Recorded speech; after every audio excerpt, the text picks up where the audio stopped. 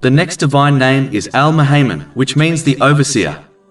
This can mean that the divine vision of Allah, the Exalted, encompasses everything irrespective of its size or location. In addition, Allah, the Exalted, is a witness to the actions of the creation. He observes their outer physical actions and inner hidden intentions. Nothing can escape His divine vision.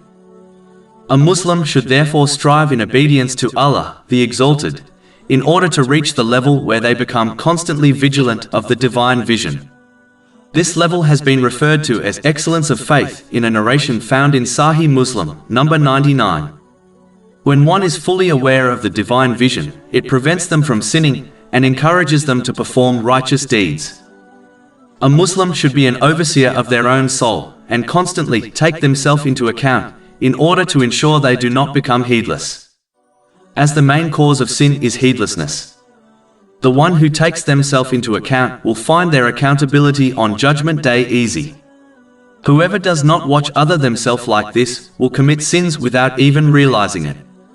A Muslim should also ensure they keep a watchful eye on all the people under their care and advise them accordingly, as this is a responsibility given to them by Allah, the Exalted. This is confirmed in a narration found in Sunan Abu Dawood, number 2928. Over 400 free ebooks, audiobooks, infographics, podcasts and blogs available on our website, www.shaykhpod.com.